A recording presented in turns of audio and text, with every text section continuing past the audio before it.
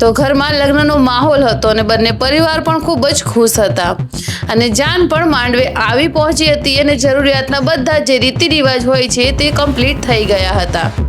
પણ વિદાય વેળાએ એક એવી સત્ય ઘટના સામે આવે છે કે જેને જોઈ આખું ગામ ખૂબ જ ચોંકી જાય છે. તો આ ઘટના એક એવા લગ્નની છે જ્યાં બધું સારી રીતે ચાલી રહ્યું હતું અને દુલ્હનના ઘરમાં પણ શાંતિનો અને ખુશીનો માહોલ હતો અને બધા જ મહેમાન અને સગા સંબંધીઓ બધા ત્યાં એકાગ્રત થયા હતા અને થોડીક જ વારમાં ત્યાં જાન પણ આવી જાય છે અને સાથે ઢોલ નગારા, ખુશીઓ અને નાચવા ગાવાનું વાતાવરણનું સ્વાગત થાય છે. ત્યારબાદ બધા જ રીતિ રિવાજો સારી રીતે પૂરા થાય છે. વરમાળા થઈ જાય છે, ફેરા પણ લેવાઈ જાય છે અને થોડાક સમય પછી લગ્ન પણ પૂરા થઈ જાય છે.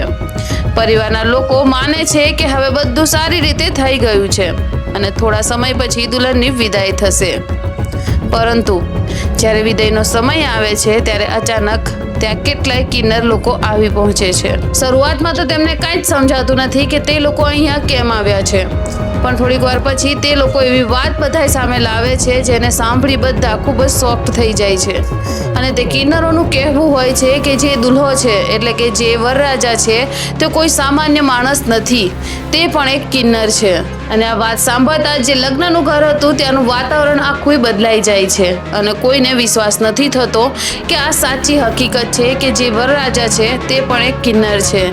પણ થોડી ઘણા ચર્ચાઓ થાય છે, ત્યારબાદ ધીરે ધીરે બધા એને સમજાઈ જાય છે કે જે વરરાજા છે તે ખરેખર એક કિન્નર છે અને આ વાતનું કન્ફર્મેશન ખુદ વરરાજા કરે છે કે હું કોઈ નોર્મલ પુરુષ નથી, હું સાચે એક કિન્નર છું. અને પછી બંને પરિવાર વચ્ચેની લાંબી ચર્ચાઓ થવા લાગે છે.